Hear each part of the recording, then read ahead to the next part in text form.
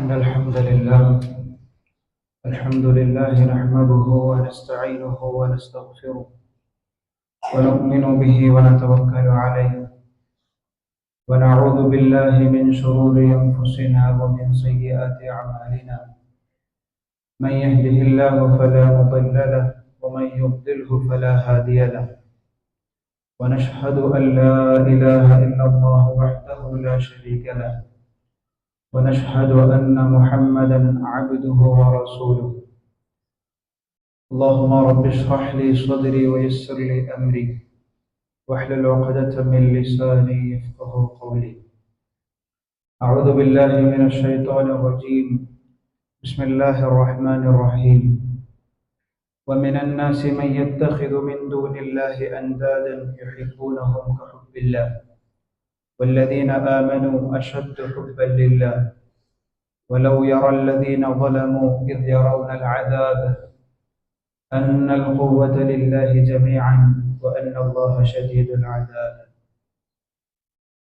وقال أيضا: يا أيها الذين آمنوا اتقوا الله حق تقاته ولا تموتن إلا وأنتم مسلمون.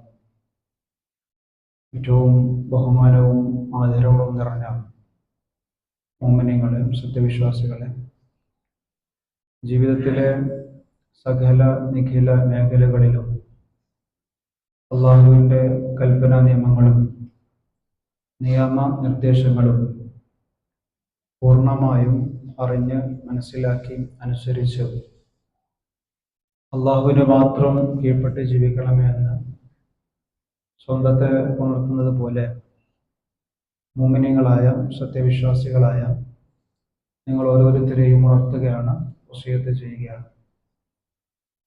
അല്ലാഹു സുബ്ഹാനഹു വ തആല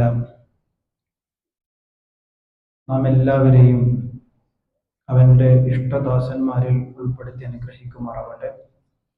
ഈമാനോടുകൂടി ജീവിക്കുവാനും അതേ ഈമാനിൽ അള്ളാഹുവിലേക്ക് മടങ്ങുവാനുമുള്ള സൗഭാഗ്യം നമുക്കേവർക്കും നൽകി അനുഗ്രഹിക്കുമാറാവട്ടെ.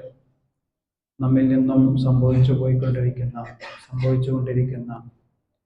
ചെറുതും വലുതുമായ എല്ലാ കുറവുകളെയും കുറ്റങ്ങളെയും പോരായ്മകളെയും അള്ളാഹു പുറത്തു നൽകി അനുഗ്രഹിക്കുമാറാവട്ടെ. മനുഷ്യ ജീവിതത്തിൻ്റെ സൗന്ദര്യവും ഭംഗിയും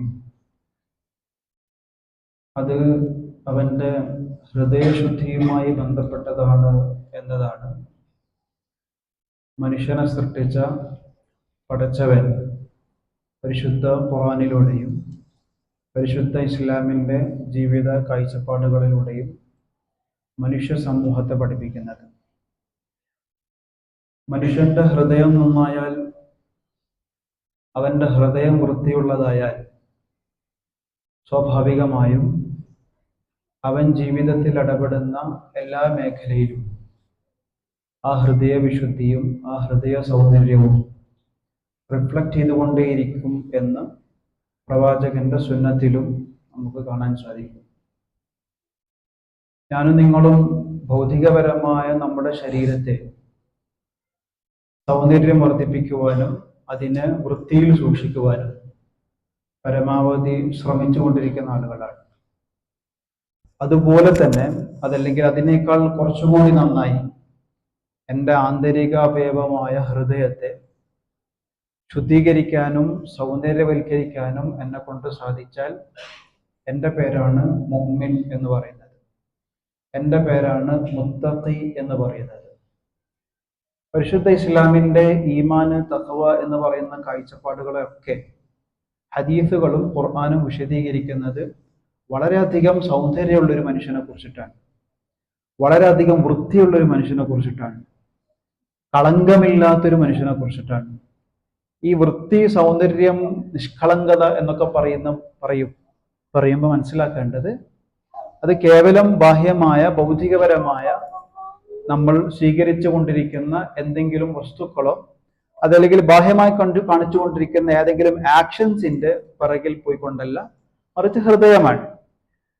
അതുമായി ബന്ധപ്പെട്ട ഒട്ടനവധി പരിശുദ്ധ ഖുർആനിന്റെ ആയത്തുകളും റസൂലുള്ളാഹി സ്വല്ലല്ലാഹു അലൈഹി വസല്ലം തങ്ങളുടെ ഹദീസുകളും ജീവിതാനുഭവങ്ങളും ചരിത്രങ്ങളും ഒക്കെ നമുക്ക് അറിയുന്നതുമാണ്.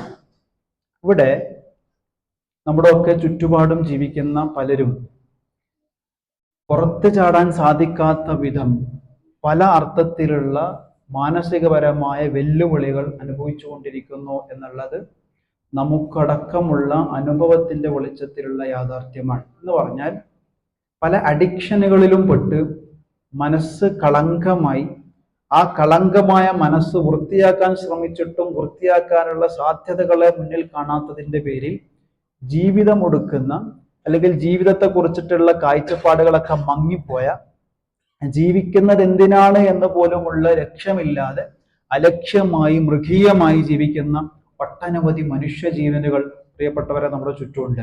ഒരു പക്ഷെ നമ്മുടെ കുടുംബത്തിലകത്തടക്കം നമ്മൾ അറിയാത്ത രീതിയിൽ അത് വളർന്നുകൊണ്ടിരിക്കുന്നു എന്നുള്ളത് സത്യമാണ്.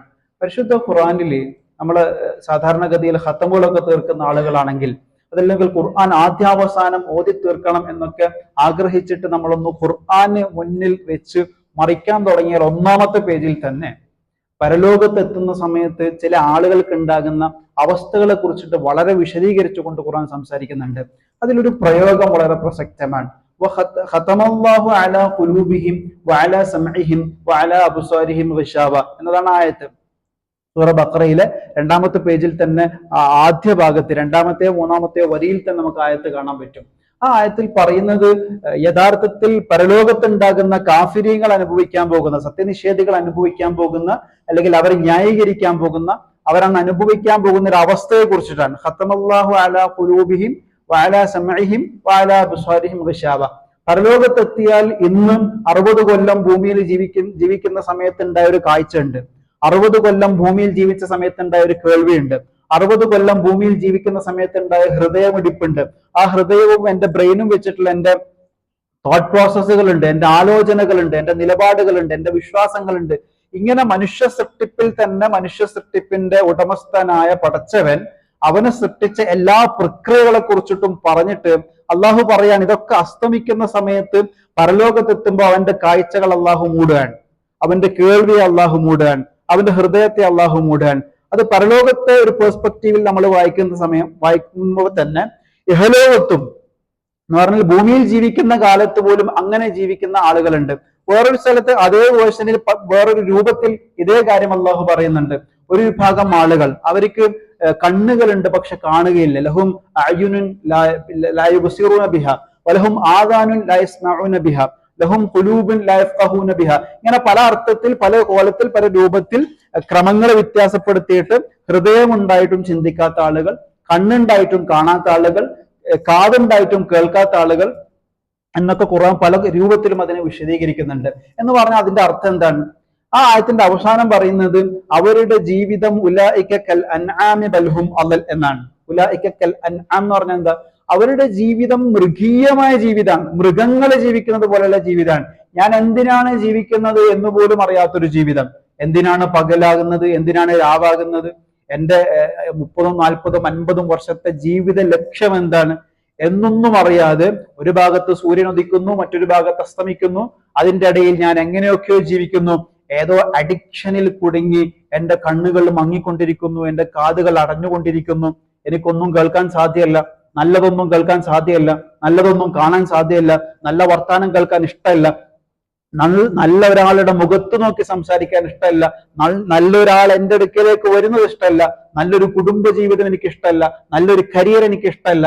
ഇങ്ങനെ നല്ലതിനോടൊക്കെ വെറുപ്പുണ്ടാകുന്ന രീതിയിൽ മനസ്സ് വലിയ സംഘർഷത്തിൽ കഴിയുന്ന ഒട്ടനവധി മനുഷ്യ ജീവനുകൾ യുവാക്കളിലും യുവതികളിലും പ്രായമുള്ളവരിലും കുട്ടികളിലും അടക്കം പ്രിയപ്പെട്ടവര് ഉണ്ടായിക്കൊണ്ടിരിക്കുന്നു എന്നുള്ളത് യാഥാർത്ഥ്യമാണ്. ഇവിടെ പരിശുദ്ധ ഖുർആൻ പഠിപ്പിക്കുന്ന പല സംഗതികളും നമ്മൾ നിർബന്ധമായും പഠിച്ചേ പറ്റുള്ളൂ. പരിശുദ്ധ ഖുർആൻ ശീലിപ്പിക്കുന്ന പല ശീലങ്ങളും നമ്മൾ അറിഞ്ഞേ പറ്റുള്ളൂ. പരിശുദ്ധ ഖുർആൻ നമുക്ക് തരുന്ന ട്രീറ്റ്മെന്റുകൾ നമ്മൾ സ്വീകരിച്ചേ പറ്റുള്ളൂ. എന്താണ് അതിന്റെ ട്രീറ്റ്മെന്റ്? അള്ളാഹു പറയുന്നുണ്ട്, മനുഷ്യന്റെ മനസ്സിനെ അള്ളാഹു സൃഷ്ടിച്ചത് അള്ളാഹുവിന് മാത്രം അറിയുന്ന ഒരു സംഗതിയാണ്. അതിന്റെ കോലവും രൂപവും അതിന്റെ ബയോളജിക്കൽ പ്രോസസ്സുകളെ കുറിച്ചും അതിന്റെ സയന്റിഫിക്കൽ കാര്യങ്ങളെ കുറിച്ചിട്ടൊക്കെ ഒരു പക്ഷെ നമുക്ക് ഗവേഷണം നടത്താൻ സാധിക്കും. അത് അള്ളാഹു പറയുന്നു, ഈ മനസ്സ് എന്ന് പറയുന്ന സംഗതി എപ്പോഴും നിറഞ്ഞുകൊണ്ടേയിരിക്കേണ്ട ഒരു സംഗതിയാണ്. ആ മനസ്സിനെ നിങ്ങൾക്ക് ബ്ലാങ്ക് ആക്കാൻ പറ്റില്ല. ഇസ്ലാമിന്റെ കാഴ്ചപ്പാടിലും ഇസ്ലാമിന്റെ ശരീഅത്ത് പഠിക്കുന്ന ഒരാൾക്ക് മനസ്സിലാകും, ഇസ്ലാമിന്റെ ശരീഅത്തിലെ എല്ലാ നിയമങ്ങളും മനസ്സുമായിട്ട് കണക്റ്റഡ് ആണ്. ഇസ്ലാമിക ശരീഅത്തിലെ എല്ലാ ഇബാദത്തുകളും മനസ്സുമായിട്ട് കണക്റ്റഡ് ആണ്. ഇസ്ലാം പറഞ്ഞുകൊണ്ടിരിക്കുന്ന സകലതും മനുഷ്യന്റെ മനസ്സിനോടാണ്. മനുഷ്യന്റെ മനസ്സുമായി കണക്ട് ചെയ്യാത്തൊരു സംഗതിയില്ല. എന്ന് പറഞ്ഞാൽ മനുഷ്യ മനസ്സ് എന്ന് പറയുന്ന സാധനം നിരന്തരം നിറഞ്ഞുകൊണ്ടിരിക്കണം. എന്തോ ഒരു കാര്യത്തിൽ മനസ്സ് നിറഞ്ഞുകൊണ്ടിരിക്കണം. അത് നല്ല കാര്യത്തിലോ മോശ കാര്യത്തിലോ എന്തോ ആയിക്കോട്ടെ, അത് എപ്പോഴും ഫില്ലായിക്കൊണ്ടിരിക്കണം എന്നുള്ളത് മനസ്സിന്റെ ഒരു നേച്ചറാണ്, അതിന്റെ ഒരു പ്രകൃതിയാണ്. അത് സംഭവിച്ചുകൊണ്ടേയിരിക്കും. അവിടെ വിശ്വാസി എന്ത് നടക്കണം എന്നുള്ളത് ഖുർആൻ പറയുന്നുണ്ട്.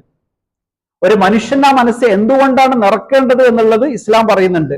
ഒരു മനുഷ്യൻ ആ മനസ്സിൽ കാണേണ്ടത് എങ്ങനെയാണ് എന്നുള്ളത് നിരന്തരം ഖുർആൻ ശീലിപ്പിക്കുന്ന ഒരു ശീലവും കൂടിയാണ്. ഇവിടെ അതിലേക്ക് ഫോക്കസ് ചെയ്യാതെ നമ്മുടെ മനസ്സ് മാറി ഖുർആനിൽ നിന്നും റസൂലിന്റെ ജീവിതത്തിൽ നിന്നും ഇസ്ലാമിക കാഴ്ചപ്പാടുകളിൽ നിന്നും ഡൈവേർട്ട് ചെയ്തുകൊണ്ടുള്ള മനിത്തഖദ ഇലാഹഹു ഹവ എന്ന് ഖുർആൻ പറഞ്ഞൊരു വിഭാഗമുണ്ട്. അഫറഅയ്ത മനിത്തഖദ ഇലാഹഹു ഹവ. നിങ്ങൾ ഒരു വിഭാഗത്തെ കണ്ടോ? അവരുടെ പ്രത്യേകത എന്താന്ന് പറഞ്ഞാൽ അവർ ഇത്തഖദ ഇലാഹഹു ഹവ, അവര് ഇലാഹായിട്ട് കണ്ടത് അവരുടെ ഇഷ്ടത്തെയാണ്. ഇലാഹ് എന്ന് പറഞ്ഞാൽ എന്താ? നമ്മൾ ലാ ഇലാഹ ഇല്ലല്ലാ എന്ന് പറയുമ്പോൾ അള്ളാഹു അല്ലാതെ മറ്റൊരു ഇലാഹില്ല എന്ന് പറയുന്ന വലിയൊരു കാഴ്ചപ്പാടാണ്. ആ ആയത്തിന് വലിയ മൂർച്ചയുള്ള ഒരു ആയത്താണ്, ഡീപ്പായിട്ട് പഠിക്കേണ്ട ഒരു ആയത്താണ്. എന്ന് പറഞ്ഞാൽ ഒരു വിഭാഗം ആളുകൾ അവരുടെ ഇഷ്ടത്തെ ദൈവമായി സ്വീകരിച്ചിരിക്കുന്നു. എന്ന് പറഞ്ഞാൽ ഇലാഹ് എന്ന് പറഞ്ഞാൽ ഒരു വിശ്വാസിയെ സംബന്ധിച്ചിടത്തോളം, മനുഷ്യനെ സംബന്ധിച്ചിടത്തോളം മനസ്സിൽ എപ്പോഴും നിറഞ്ഞു നിൽക്കേണ്ട ഒന്നാണ്. ആ നിറഞ്ഞു നിൽക്കേണ്ട ഇലാഹ് ഒരു വിഭാഗത്തിന് എന്താകുന്നു? അവരുടെ ഇഷ്ടങ്ങൾ മാത്രമാകുന്നു. എന്ന് പറഞ്ഞാൽ എന്റെ ജീവിതത്തിൽ ഞാൻ മനുഷ്യനായതുകൊണ്ട് മനുഷ്യ സ്വാഭാവികമായും എന്റെ മനസ്സും എന്റെ ചിന്തകൾക്കും ഒരുപാട് ഇഷ്ടങ്ങൾ ഉണ്ടാവും. ആ എല്ലാ ഇഷ്ടങ്ങളുടെ പിറകിൽ പോകാൻ ഇസ്ലാം അനുവദിക്കുന്നില്ല, പടച്ചവൻ അനുവദിക്കുന്നില്ല.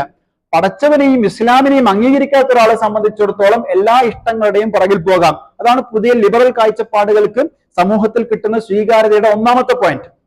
എന്ന് പറഞ്ഞാൽ റിലീജിയന്റെ ചെയിൻ പൊട്ടിക്കുക, പാരന്റ്സ് എന്ന് പറയുന്ന, ഫാമിലി എന്ന് പറയുന്ന പിന്നെ നല്ലൊരു കൾച്ചറിന്റെ ചെയിന് പൊട്ടിച്ചാൽ ഉണ്ടാകുന്ന ലിബറൽ കാഴ്ചപ്പാടുകളുടെ ഒരു ബെനിഫിറ്റ് എന്താന്ന് പറഞ്ഞാൽ ഏത് റൂട്ടിലും സഞ്ചരിക്കാനുള്ള സ്വാതന്ത്ര്യമാണ്. ചോദ്യങ്ങളില്ലാത്ത റൂട്ടായിരിക്കും, ക്വസ്റ്റ്യനുകൾ ഇല്ലാത്ത റൂട്ടായിരിക്കും, ആർക്കും മറുപടി പറയേണ്ട ആവശ്യമില്ലാത്തൊരു റൂട്ടായിരിക്കും എന്നുള്ളതാണ് ലിബറൽ കാഴ്ചപ്പാടുകളുടെ ഒരു ബെനിഫിറ്റ് എന്ന് പറയുന്നത്. അതുകൊണ്ടാണ് ആളുകളെ സ്വീകരിക്കാനും ആളുകളെ അട്രാക്ട് ചെയ്യാനും അവർക്ക് എളുപ്പത്തിൽ പറ്റുന്നത് എന്നുള്ളത് അതിനോടനുബന്ധിച്ചിട്ട് പറഞ്ഞതാണ്. എന്ന് പറഞ്ഞാൽ പ്രിയപ്പെട്ടവരെ, ഈ പറയുന്ന മനുഷ്യ മനസ്സ് എപ്പോഴും നിറഞ്ഞതായിരിക്കണം എന്നുള്ളത് മനസ്സിന്റെ തന്നെ ഒരു പ്രകൃതാണ്. അപ്പൊ അവിടെ എന്താണോ ഒരു മനുഷ്യന്റെ ജീവിത സാഹചര്യത്തിൽ അവൻ മനസ്സിൽ നിറക്കുന്നത്, ഇതൊക്കെ പറയുന്ന സമയത്ത് നമ്മൾ ആലോചിക്കേണ്ടത് നമ്മുടെ ചുറ്റുഭാഗമുള്ള ഒരു വലിയൊരു സമൂഹത്തെ അല്ല, ഞാനും നിങ്ങളും അടങ്ങുന്ന ഓരോരുത്തരിലേക്കും അത് ആലോചിക്കേണ്ടതുണ്ട്. അഡിക്ഷൻ പല കോലത്തിലും ആകാം, പല കാര്യത്തിലും ആകാം. ഹലാലായ കാര്യത്തിൽ പോലും അഡിക്ഷൻ പാടില്ല എന്നുള്ളതാണ് ഇസ്ലാമിന്റെ കാഴ്ചപ്പാട്. നമ്മൾ ഈ പറയുന്ന അഡിക്ഷൻ വെറും ലഹരിയും മയക്കുമരുന്നിനെ കുറിച്ചിട്ട് മാത്രം നമ്മൾ ആലോചിക്കരുത്. നമ്മൾ ഉപയോഗിക്കുന്ന ഫോണിൽ, നമ്മൾ ഉപയോഗിക്കുന്ന സ്ക്രീനിൽ നമുക്ക് അഡിക്ഷൻ ഉണ്ടോ? നമ്മൾ ഏറ്റവും ചെറിയ ഒരു ഉദാഹരണം പറഞ്ഞാൽ, നിരന്തരം ഉപയോഗിക്കുന്ന സ്ക്രീനിൽ പോലും അഡിക്ഷൻ ഉണ്ടാകാൻ പാടില്ല. ഫോൺ ഹലാലാണോ എന്ന് വെച്ചാൽ ഹലാലാണ്, പക്ഷെ അതിൽ അഡിക്ഷൻ ഉണ്ടാകാൻ പാടില്ല. അഡിക്ഷൻ എന്നുള്ള ഒരു ലാറ്റിൻ പദമാണ്. അതിന്റെ ശരിക്കുള്ള അർത്ഥം എന്താന്ന് പറഞ്ഞാൽ നമ്മൾ ഒരു വസ്തുവിനോട് അൺഹെൽത്തി ആയിട്ട് അടിമയാകാൻ പാടില്ല എന്നുള്ളതാണ് എളുപ്പത്തിൽ പറഞ്ഞാൽ അതിന്റെ വാക്കർത്ഥം. ഒരു വസ്തുവിനോട് അടിമപ്പെടാം, പക്ഷെ അത് അൺഹെൽത്തി ആകാൻ പാടില്ല. അനാരോഗ്യപരമായിട്ടുള്ള ഒരു അടിമപ്പെടൽ ഒരു വസ്തുവിനോടും പാടില്ല. അത് എത്ര ഹലാലായാലും ശരി. ഫുഡിനോട് അഡിക്ഷൻ ഉള്ള ആളുകളുണ്ട്, ചില ഫുഡ് ഐറ്റംസിനോട് അഡിക്ഷൻ ഉള്ള ആളുകളുണ്ട്, ചില ഡ്രിങ്ക്സിനോട് അഡിക്ഷൻ ഉള്ള ആളുകളുണ്ട്. ഇതൊന്നും ഇസ്ലാം പ്രോത്സാഹിപ്പിക്കുന്നില്ല എന്ന് മാത്രമല്ല, ആ കാര്യത്തെ എങ്ങനെ ട്രീറ്റ് ചെയ്യണം എന്നുള്ളതിനെ കുറിച്ചിട്ട് കൃത്യമായിട്ട് പരിശുദ്ധ ഖുർആൻ പറഞ്ഞുകൊണ്ടേയിരിക്കുകയാണ്. മനുഷ്യന്റെ മനസ്സിൽ ഇങ്ങനെ മനുഷ്യ മനസ്സിൽ തൊട്ടുകൊണ്ട് ഇങ്ങനെ ഖുർആൻ സഞ്ചരിച്ചുകൊണ്ടേയിരിക്കുകയാണ്. പ്രിയപ്പെട്ടവരെ, ഇവിടെ ഏതെങ്കിലും ഒരു അഡിക്ഷനിൽ, ജീവിതത്തിലെ ഏതെങ്കിലും ഒരു കാര്യത്തിൽ അഡിക്ഷൻ ആയിക്കൊണ്ട് മനസ്സ് മരവിച്ചവരായി നമുക്ക് തോന്നുന്നുണ്ടെങ്കിൽ, നമ്മുടെ ചുറ്റുപാടും അങ്ങനെയുള്ള ആളുകളൊക്കെ ഉണ്ടെങ്കിൽ അവിടെ മനസ്സിലാക്കേണ്ട കുറച്ച് സംഗതികളുണ്ട്. ലോകത്ത് ഏറ്റവും കൂടുതൽ ആളുകൾ അഡിക്ഷൻ ആയിക്കൊണ്ടിരിക്കുന്ന, പ്രത്യേകിച്ചും 15 മുതൽ 25 വരെ അല്ലെങ്കിൽ 35 വരെ വയസ്സുള്ള ആളുകൾക്കിടയിൽ കണ്ടുകൊണ്ടിരിക്കുന്ന അഡിക്ഷൻ സ്വാഭാവികമായി നമ്മളൊക്കെ മനസ്സിലാക്കിയതുപോലെ അത് ഡ്രഗ് അഡിക്ഷൻ തന്നെയാണ്. ആ ഡ്രഗ് അഡിക്ഷനെ കുറിച്ചിട്ടുള്ള പല പഠനങ്ങളും നമുക്ക് കാണാൻ പറ്റും. ഈ 20ാമത്തെ നൂറ്റാണ്ടിൽ, ഏകദേശം 20ാം നൂറ്റാണ്ടിന്റെ ആരംഭത്തിൽ മെഡിക്കൽ സയൻസിൽ ഇതിനെ കുറിച്ചിട്ടുള്ള ഒരു പഠനം നടക്കുന്നുണ്ട്. എങ്ങനെയാണ് എന്താണ് യഥാർത്ഥത്തിൽ ഈ അഡിക്ഷൻ എന്ന് പറഞ്ഞാൽ, അഡിക്ഷന്റെ ഡെഫിനിഷൻ എന്താണ് എന്നതിനെ കുറിച്ചിട്ടുള്ള ആദ്യ പഠനം നടക്കുന്നത് 20ാം നൂറ്റാണ്ടിലാണ്. ആ പഠനത്തിൽ പറയുന്ന ഒരു സംഗതി, അതിലൊരു റാറ്റ് എക്സ്പെരിമെന്റ് എന്ന് പറഞ്ഞിട്ട് സയൻസിൽ കാണാൻ പറ്റും. എന്ന് പറഞ്ഞാൽ ഒരു എലിക്കൂട് വെച്ചിട്ട് ആ എലിക്കൂടിനകത്ത് 2 പാത്രത്തിൽ വെള്ളം വെക്കുകയാണ്. ഒന്നാമത്തെ പാത്രത്തിലുള്ള വെള്ളം ശുദ്ധവെള്ളവും, രണ്ടാമത്തെ പാത്രത്തിലുള്ള വെള്ളം നാർക്കോട്ടിക് എന്ന് പറഞ്ഞ ഡ്രഗ്സ് കലർത്തിയ വെള്ളവുമാണ്. അങ്ങനെ 20 ദിവസം ഈ എലിയെ ആ കൂട്ടിൽ കൂട്ടിയിട്ട് അവരിങ്ങനെ എക്സ്പെരിമെന്റ് ഓരോ ദിവസവും അതിനെ അനാലൈസ് ചെയ്തുകൊണ്ടിരിക്കുകയാണ്, പഠിച്ചുകൊണ്ടിരിക്കുകയാണ്. അതിന്റെ ഒരു റിസൾട്ട്, അതിന്റെ ഒരു പഠനത്തിന്റെ റിപ്പോർട്ട് നമുക്ക് കാണാൻ പറ്റും. അതിൽ പറയുന്നത് 20 ദിവസം ഈ എലിയെ അവർ പഠിച്ച സമയത്ത് മനസ്സിലാക്കിയത്, ഒന്നാമത്തെ ദിവസം ചെറിയൊരു അറുപ്പോടെ ചെറിയൊരു വിഷമത്തിൽ ആ എലി ശുദ്ധവെള്ളത്തേക്കാൾ കുറച്ചും കൂടി പ്രയോറിറ്റി കൊടുത്തത് ഈ പറയുന്ന ഡ്രഗുമായിട്ട് ബന്ധപ്പെട്ട വെള്ളമാണ്. ഇതിങ്ങനെ ദിവസവും കുറച്ച് കുടിച്ച് 20ാമത്തെ ദിവസം ആകുമ്പോൾ ഈ എലി കുടിക്കുന്നത് മുഴുവനും ഡ്രഗ് കലർത്തിയ വെള്ളമാണ്, ശുദ്ധവെള്ളം കുടിക്കുന്നേ ഇല്ല എന്നൊരു എക്സ്പെരിമെന്റ് റിസൾട്ടാണ് പുറത്തു വന്നത്. ഇതിനെ മറികടക്കുന്ന പല സംഗതികളും പല ഡിബേറ്റുകളും നമുക്കൊക്കെ കാണാൻ പറ്റും. അതിൽ പറയുന്നൊരു സംഗതി, മനുഷ്യന്റെ ബ്രെയിനിനെ ഒരു സംഗതി, ഒരു അൺഹെൽത്തി ആയിട്ടുള്ള ഒരു വസ്തു മനുഷ്യന്റെ ബ്രെയിനുമായിട്ടൊരു ബോണ്ട് ഉണ്ടാക്കാൻ 20 ദിവസം മതി. 20 ദിവസം ഒരാൾ കണ്ടിന്യൂസ് ആയിട്ട് ഒരു കാര്യത്തെ, അൺഹെൽത്തി ആയിട്ടുള്ള ഒരു കാര്യത്തെ സമീപിക്കുകയും അതിൽ ഉറച്ചു നിൽക്കുകയും ചെയ്താൽ, അതിനെ മനസ്സിലാക്കി പിന്തിരിഞ്ഞു പോകാതിരുന്നാൽ അയാൾക്ക് അത് അഡിക്ഷൻ ആയിട്ട് മാറും. 21ാമത്തെ ദിവസം മുതൽ അയാൾക്ക് നിർബന്ധമായിട്ടും ഈ വസ്തു കിട്ടിയേ പറ്റൂ എന്ന സാഹചര്യത്തിലേക്ക് അയാൾ വളരും എന്നതാണ് ആ സയൻസിൽ വന്ന റിപ്പോർട്ട്. പിന്നീട് അങ്ങോട്ട് 70കൾക്ക് ശേഷം ഒരു കനേഡിയൻ സൈക്കോളജിസ്റ്റ് നടത്തിയ ഒരു പഠനമുണ്ട്. ആ പഠനത്തിൽ നിന്നും മുമ്പ് നടന്ന ഈ പഠനങ്ങളൊക്കെ പൊളിച്ച് അങ്ങനെയല്ല, രണ്ടാമതൊരു വാദം പുതിയ മോഡേൺ സയൻസിലേക്ക് അദ്ദേഹം കൊണ്ടുവരുന്നുണ്ട്. ആ പഠനം എങ്ങനെയാന്ന് പറഞ്ഞാൽ, ഒരു റാറ്റ് പാർക്ക് ഉണ്ടാക്കുകയാണ്. ഒരു എലിക്ക് പകരം ഒട്ടനവധി എലികളെ ഒരു കൂട്ടിൽ വളർത്തുകയും ആ എലികൾക്ക് ജീവിക്കാനുള്ള എല്ലാ സുഖങ്ങളും ആ കൂട്ടിൽ ഉണ്ടാക്കുകയും ചെയ്തു. എന്ന് പറഞ്ഞാൽ ചെറിയ ചെറിയ ചെടികളും അതുപോലെ നല്ല ഹെൽത്തി ആയിട്ടുള്ള ഫുഡുകൾ, നല്ല ശുദ്ധമായിട്ടുള്ള വെള്ളം, അതിന്റെ അടിയിൽ ഒരു ഗ്ലാസ്സിൽ മാത്രം ഈ ഡ്രഗ്സ് കലർത്തിയ വെള്ളം വെക്കുകയും ചെയ്തു. അങ്ങനെ ഇവർ 20 ദിവസത്തോളം ഈ എക്സ്പെരിമെന്റ് ഇങ്ങനെ കണ്ടിന്യൂ ചെയ്ത് നോക്കിക്കൊണ്ടിരിക്കുകയാണ്. അതിൽ നിന്ന് മനസ്സിലാക്കിയത്, ഈ എലികൾ മുഴുവനും ഭയങ്കര ഹാപ്പിയാണ്. അവർ കളിച്ചുകൊണ്ടിരിക്കുന്നു, അവർ ഹെൽത്തി ആയിട്ടുള്ള ഫുഡുകൾ കഴിച്ചുകൊണ്ടിരിക്കുന്നു.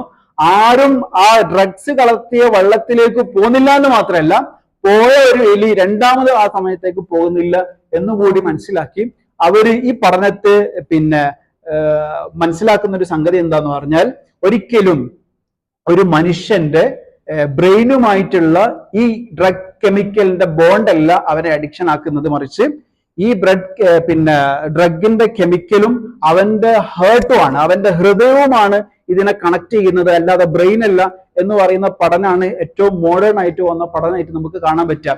എന്ന് പറഞ്ഞ ഒരു ഡോപ്പമിൻ വർക്ക് ചെയ്യാൻ അവന്റെ ബ്രെയിനിൽ ഒരു സംഗതി ഉപയോഗിക്കുകയും ആ സംഗതിയോട് അവനക്ക് മാനസികപരമായിട്ടുള്ള ഒരു അടുപ്പം, വെറും ബുദ്ധിയിലും ന്യൂറോയിലും മാത്രമല്ല ഹൃദയത്തിൽ അവർക്ക് അതിനോടൊരു അടുപ്പം ഉണ്ടാകും. അതിനൊരു ഉദാഹരണം പറയുന്നുണ്ട് ഇതേ സയൻസിൽ തന്നെ. ഉദാഹരണം പറയുന്നത് എന്താ വെച്ചാല്, നമ്മളൊക്കെ ഹോസ്പിറ്റലുകളിൽ ഉപയോഗിക്കുന്ന പെയിൻ കില്ലേഴ്സ്, അതാണല്ലോ ഏറ്റവും വലിയ ഡ്രഗ്സ് എന്ന് പറയുന്നത്. ആ പെയിൻ കില്ലേഴ്സിൽ പലതും മോർഫിൻ എന്ന് പറയുന്ന ഡ്രഗ് ടാബ്ലറ്റ് ആണ്. ആക്സിഡന്റുകളൊക്കെ സംഭവിച്ചാൽ, അതല്ലെങ്കിൽ ഏറ്റവും എമർജൻസി ആയിട്ട് കഴിയുന്ന, ഏറ്റവും ഹെവി പെയിൻ അനുഭവിക്കുന്ന ഒരാൾക്ക് കൊടുക്കുന്ന മെഡിസിൻ ആണ് മോർഫിൻ എന്ന് പറയുന്നത്. അതുമായി ബന്ധപ്പെട്ട് ഒരു മനുഷ്യൻ 30 ദിവസം ഹോസ്പിറ്റലിൽ കഴിഞ്ഞ് 30 ദിവസവും ആ ടാബ്ലറ്റ് കഴിച്ച ഒരാള് 31ാമത്തെ ദിവസം ആ ടാബ്ലറ്റിന് ആവശ്യപ്പെടാറില്ല. എന്തുകൊണ്ടാ? ഒരു പേഷ്യന്റിന് 30 ദിവസം ഒരു ഏറ്റവും മാരകമായ ഒരു ഡ്രഗ് ഉപയോഗിച്ച ഒരു പേഷ്യന്റിനെ സംബന്ധിച്ചിടത്തോളം 31ാമത്തെ ദിവസം ആ ടാബ്ലറ്റ് ആവശ്യപ്പെടാത്തത്, ആ ഡ്രഗ് എന്ന് പറയുന്ന കെമിക്കൽ ആ പേഷ്യന്റിന് ബ്രെയിനിനെയാണ് കണക്ട് ചെയ്തത്, അതല്ലാതെ മനസ്സിനെ അല്ല. അതാണ് അതിന്റെ റിസൾട്ട്. ചുരുക്കി പറഞ്ഞാൽ, മനുഷ്യ മനസ്സിനെ പിശാച് എപ്പോഴും താൽക്കാലികപരമായ പരിഹാരത്തിന് വേണ്ടിയിട്ട് നമ്മളിങ്ങനെ വലിച്ചുകൊണ്ടേയിരിക്കുന്ന, ഉദാഹരണം ഒരു ബിസിനസ്സിൽ പ്രയാസമുള്ള ഒരാൾ, അതല്ലെങ്കിൽ കരിയറിൽ എന്തോ ഒരു പരാജയം അനുഭവപ്പെട്ട ഒരാൾ, അയാളെ സംബന്ധിച്ചിടത്തോളം അയാൾ ഡ്രഗ്സിലേക്ക് പോകുന്നതിന്റെ റീസണെ കുറിച്ചിട്ട് അദ്ദേഹത്തോട് ചോദിച്ചാൽ അയാൾ പറയാം ഒരു താൽക്കാലിക ആശ്വാസത്തെ കുറിച്ചിട്ട്, ഇത് ഉപയോഗിക്കുമ്പോൾ ഉണ്ടാകുന്ന ഒരു സമാധാനത്തെ കുറിച്ചിട്ടാണ്. സിഗരറ്റ് ഉപയോഗിക്കുന്ന ഒരാളെ സംബന്ധിച്ചിടത്തോളം അദ്ദേഹം എപ്പോഴും പറയുന്ന ന്യായീകരണം എന്താണ്? ഒരു അല്പം സമാധാനത്തിനാണ്, ആശ്വാസത്തിനാണ്, ഒരു സുഖത്തിനാണ്.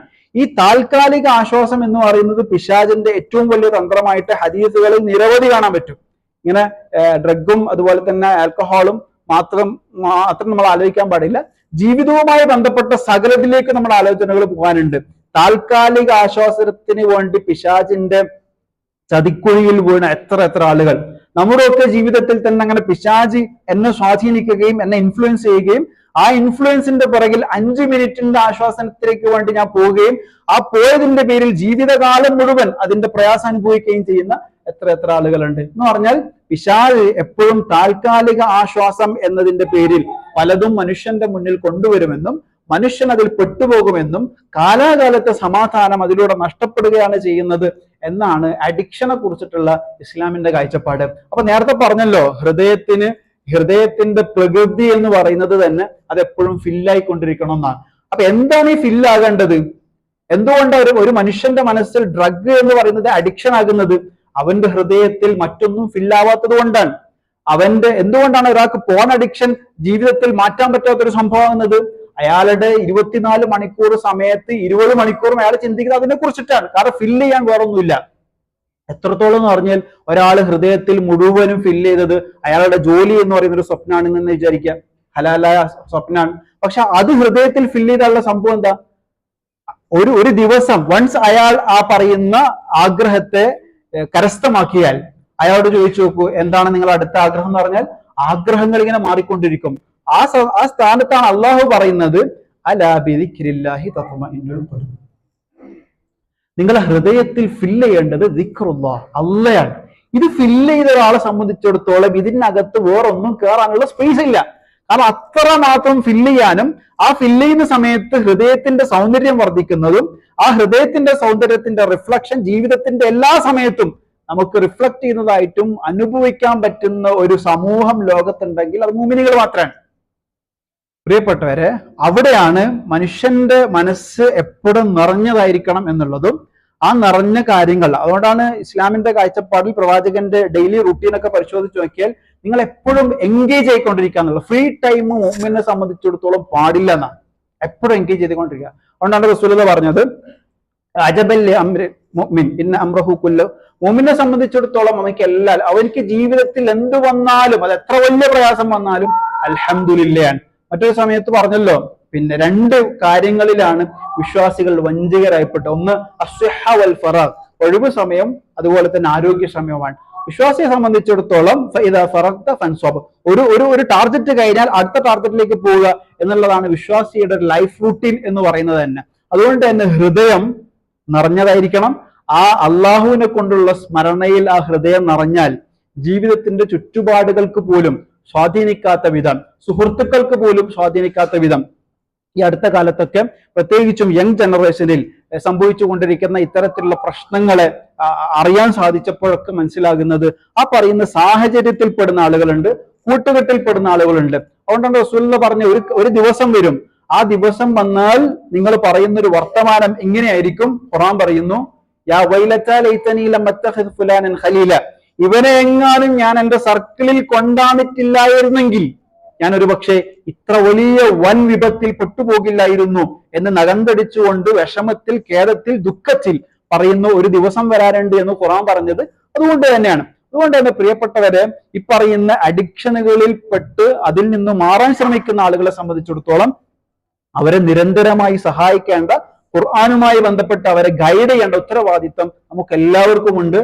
അതേസമയം അത് സാധ്യമല്ല എന്ന് പറയുന്ന, അല്ലെങ്കിൽ അവരെ ചെറുതായി കാണുന്ന, അവരെ കുറ്റം പറയുന്ന ഒരു അവസ്ഥയിലേക്ക് നമ്മൾ ഒരിക്കലും പോകാൻ പാടില്ല. റസൂലുള്ളാഹി സ്വല്ലല്ലാഹു അലൈഹി വസല്ലം തങ്ങളുടെ കാലത്ത് തന്നെ ഒരു മനുഷ്യൻ, മക്കയിൽ ജീവിച്ചിരുന്ന ഒരു മനുഷ്യൻ മുഴുകുടിയനായിരുന്നു, മദ്യപാനിയായിരുന്നു. അങ്ങനെ മദ്യപാനിയായ ഒരാളെ ഒരു സഹാബി മനുഷ്യൻ വളരെയധികം ശപിച്ചുകൊണ്ട് സംസാരിക്കുന്നത് റസൂലിന്റെ ശ്രദ്ധയിൽപ്പെട്ടപ്പോൾ റസൂലുള്ളാഹി സ്വല്ലല്ലാഹു അലൈഹി വസല്ലം പറഞ്ഞു, ഒരിക്കലും അങ്ങനെ പറയാൻ പാടില്ല. അയാളുടെ സാഹചര്യമാണ് അയാൾ അങ്ങനെ ആക്കിയത്. അതുകൊണ്ട് അയാളോട് ചോദിക്കേണ്ടത്, എന്ത് കാരണത്താൽ, ഏത് താൽക്കാലിക ആശ്വാസത്തിനാണ് നിങ്ങളിത് തുടങ്ങിയതെന്നാ. തുടങ്ങിയാൽ പിന്നെ ഒടുക്കാനാണ് പണി.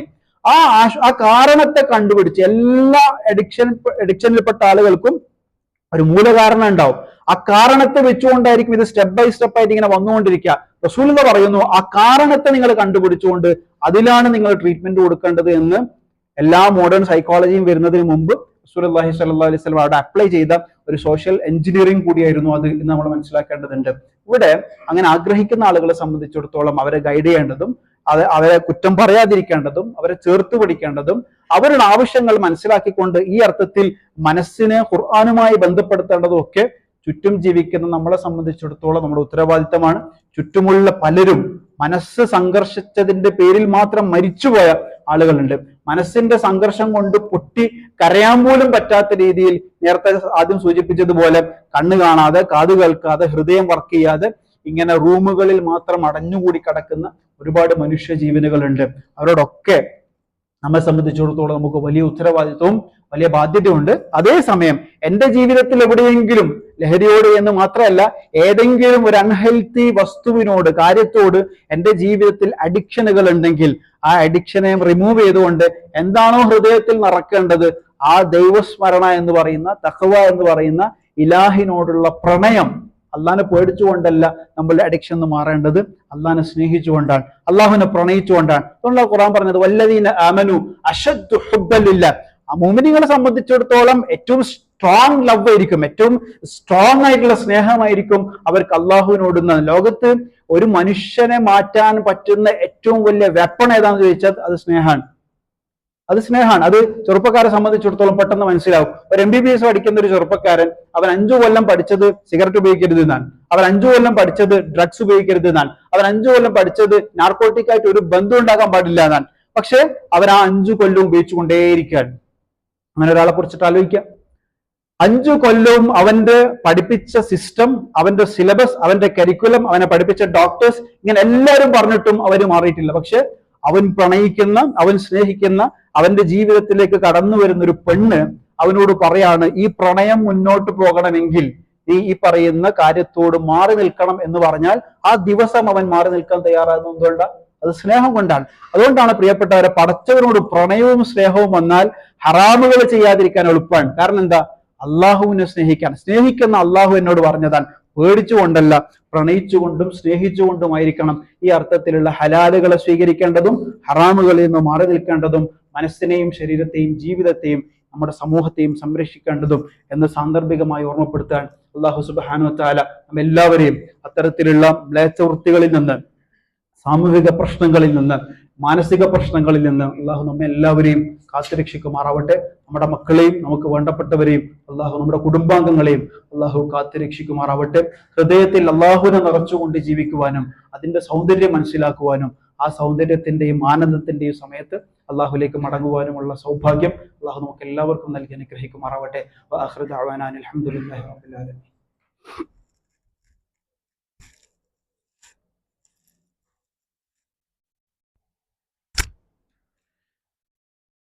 الحمد لله الواحد الأحد الصمد الذي لم يلد ولم يولد ولم يكن له كفوا أحد. اللهم صل على محمد وعلى آل محمد كما صليت على إبراهيم وعلى آل إبراهيم وبارك على محمد وعلى آل محمد كما باركت على إبراهيم وعلى آل إبراهيم في العالمين إنك حميد مجيد. يا أيها الذين آمنوا اتقوا الله ولتنظر نفس ما قدمت لغد واتقوا الله إن الله خبير بما تعملون. അള്ളാഹു സുബ്ഹാനഹു വ തആലയുടെ മുഴുവൻ കൽപ്പനാ നിയമങ്ങളും നിയമവ്യവസ്ഥകളും ജീവിതത്തിന്റെ അവസാനം വരെ സൂക്ഷിച്ച് ജീവിക്കണമേ എന്ന് ഒരിക്കൽ കൂടി ഉണർത്തുകയാണ്. അള്ളാഹു സുബ്ഹാനഹു വ തആല നമ്മിൽ നിന്നും സംഭവിച്ച എല്ലാ പാപങ്ങളും കുറ്റങ്ങളും പുറത്തു നൽകി അനുഗ്രഹിക്കുമാറാവട്ടെ. നമ്മളെ രോഗികൾക്ക് അള്ളാഹു പൂർണ്ണ ശിഫ നൽകി അനുഗ്രഹിക്കുമാറാവട്ടെ. മാരകമായ രോഗങ്ങൾ കൊണ്ട് പ്രയാസം അനുഭവിക്കുന്ന എല്ലാ ആളുകൾക്കും പൂർണ്ണ ശിഫ നൽകി പൂർണ്ണ ആരോഗ്യം നൽകി അനുഗ്രഹിക്കുമാറാവട്ടെ. അപകട രോഗങ്ങളിൽ നിന്നും അപകട മരണങ്ങളിൽ നിന്നും അള്ളാഹു നമ്മയും നമുക്ക് വേണ്ടപ്പെട്ടവരെയും കാത്തുരക്ഷിക്കുമാറാവട്ടെ. ഇസ്ലാമിനും മുസ്ലിമീങ്ങൾക്കും അള്ളാഹു ഇസ്സത്തും അഭിമാനവും നൽകി അനുഗ്രഹിക്കുമാറാവട്ടെ. പരസ്പര സ്നേഹവും ഐക്യവും നൽകി അനുഗ്രഹിക്കുമാറാവട്ടെ.